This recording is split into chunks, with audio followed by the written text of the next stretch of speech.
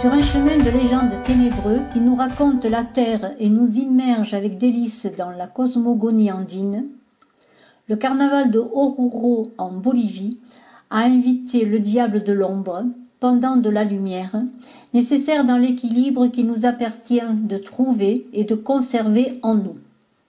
Ceci dans le rituel du Tinku, et à la suite de cette cérémonie millénaire de démonstration et d'offrande à la Pachamama, la terre-mère, nous avons laissé à la fin de l'épisode 1 l'ingénieur Juan José Velázquez Ariete s'apprêtant à lire un manuscrit découvert dans la plaine, tout près de la route dont il est en charge de construction. Mythicole, il était une fois Yaguarpampa, terre de sang. Épisode 2, El manuscrito de Yaguarpampa, le manuscrit de Yaguarpampa.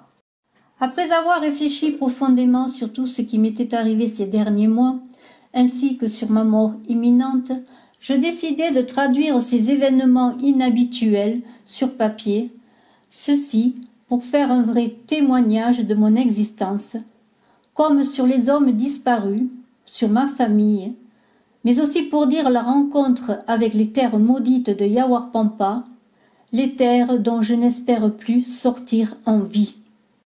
Voici l'histoire de ces malédictions et de la tragédie de son peuple, que je partage à cause de ma foutue curiosité. Je souhaite seulement que ces écrits soient découverts et qu'ils ne soient pas considérés comme les divagations d'un fou, mais comme la preuve de l'existence du surnaturel, et j'espère pouvoir raconter à tous comment ils ont vraiment eu lieu. Le faire avant de mourir, avant que la nuit éternelle ne me prenne.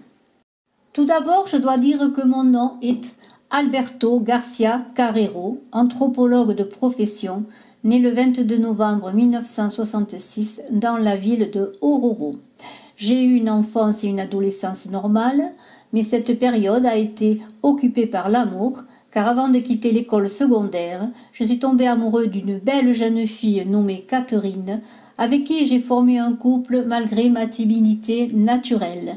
Nous avons eu une belle enfant, une fille, avant même de savoir ce qu'était la vie. Nous avons beaucoup souffert à cause de la désapprobation de nos parents et de la société, mais nous avons réussi à aller seuls et ensemble de l'avant. Avec beaucoup de difficultés, j'ai réussi à aller au collège et terminer mes études d'anthropologie tout en travaillant. Nos sacrifices et nos privations ont donné des résultats, parce qu'après avoir obtenu mon titre, j'ai eu un emploi et l'approbation de la société qui nous avait jugés. Ainsi commença une vie heureuse et harmonieuse avec ma femme bien-aimée et ma fille, qui fut désastreusement touchée par les événements que je vais maintenant aborder. Depuis 1992, j'avais travaillé sur la disparition des communautés rurales isolées des grands centres urbains entre Oruro et Potosi. Après 5 difficiles années de travail, j'avais réussi à gagner la confiance des autochtones qui m'avaient appris la légende d'une terre maudite dont le nom était Yaguarpampa ou terre de sang.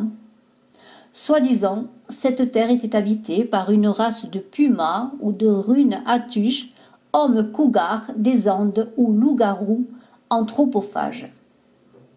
Au début, j'étais un peu incrédule, mais je fantasmais et j'imaginais que c'était la raison pour laquelle personne ne pouvait revenir de ces terres infâmes. En tant qu'anthropologue, j'avais vu des mythes et des légendes andines comme éléments d'études scientifiques, non comme quelque chose de plausible, bien que cela exaltait ma curiosité. Dieu seul sait combien je me trompais. En connaissant la légende des hommes cougars pour la première fois, je faisais part de crédulité en entendant les histoires des anciens, parce que je voulais faire un essai à ce sujet. Mais avec le temps, mon intérêt augmentait. J'avais aussi remarqué que le mythe était assez répandu dans ce lieu et que la crainte des indigènes dans ce peuple mystérieux et dans son mal était unique. Ils avaient même fait une liste des infortunés qui auraient disparu dans ces lieux infernaux. La question m'intéressait et je décidai d'approfondir mes recherches.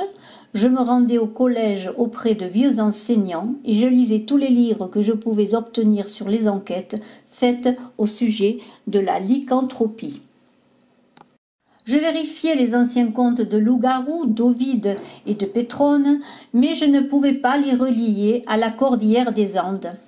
Au moment où je renonçais, je trouvais un vieux dictionnaire des légendes des Andes où il était question de Hatujrun ou l'homme-loup andin, dit textuellement.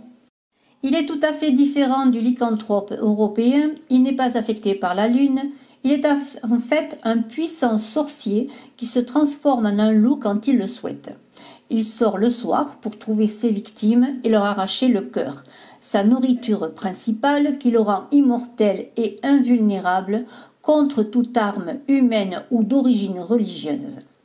Extrait de Bestiaire andin, sans qu'aucune indication d'année ni d'auteur soit spécifiée.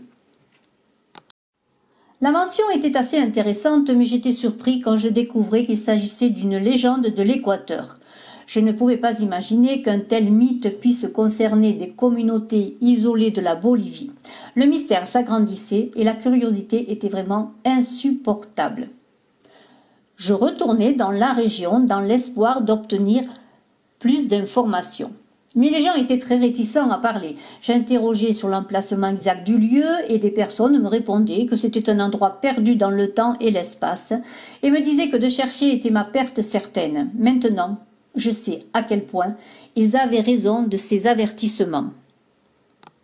Après que l'on m'ait indiqué la direction d'un yatari, espèce de chaman des Andes, qui pouvait me dire plus à ce sujet, j'allais le consulter immédiatement. J'arrivai à sa maison, à la périphérie de la ville, et je frappai à la porte qui sembla s'ouvrir immédiatement sans intervention humaine. Le yatari était assis sur le sol et en me voyant me dit « Vous êtes le prochain ». Il m'invita à venir dans sa hutte, étendit un awayo, un textile coloré typique des peuples des Andes, sur son chupsa, une bourse avec cordon. J'observais les formes chaotiques de l'automne qui m'attiraient, et il me dit que mon destin était scellé à cause de ma curiosité. Tambine dit que je trouverais les terres maudites de Yawarpampa, que seul je devais marcher autour du lieu pour rencontrer le sauveur qui m'apporterait le signe de ma ruine. Je ne pouvais pas comprendre ces paroles, mais quand je n'en pouvais plus de l'entendre, il me renvoya à ma destinée pour me faire taire en me disant de partir accomplir mon destin. Sans autre explication majeure et sans réponse, je retournai à Oruro. Je sentais que la conversation avec le chaman avait été une perte de temps. Je décidai donc de prendre les choses en main et je dessinai une carte de l'endroit où pouvait se trouver Yawarpampa. Je commençai à consulter des cartes militaires des villages voisins et je spéculais sur la situation géographique possible de la ville en fonction des histoires que j'avais entendues. Malheureusement, il n'était pas possible qu'un tel lieu mentionné dans les légendes existe, car toutes les terres étaient contenues et connues et bien cartographiées. Cependant, il y avait une région semi-désertique entre deux communautés qui avaient été négligées pour la culture et qui n'avaient aucune ville voisine en raison principalement de la stérilité de la terre. Je décidai de faire une excursion sur la terre plus par curiosité que dans l'espoir de trouver quelque chose, parce que les lieux étaient très fréquentés. Il était évident que rien ne pouvait être trouvé dans un tel endroit.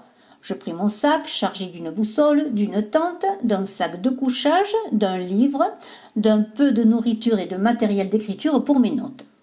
Je montai à bord d'un camion et au bout de 2 heures, j'arrivais à la ville la plus proche des sites légendaires.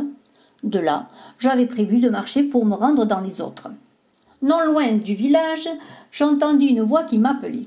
Je vis dans un tournant une jeune fille qui me suppliait de ne pas aller à Yawarpampa parce que c'était un voyage très dangereux. J'étais intriguée de savoir comment la jeune fille savait mes intentions et je voulais le lui demander. Je pensais que l'événement étrange était dû à la distance qui me séparait de la femme et à cause de la poussière. Je ne m'inquiétais pas beaucoup parce que je pensais qu'elle était entrée dans une maison avant que je ne puisse la voir. Mon désir de trouver les personnes m'empêchait de remarquer à quel point l'événement était étrange.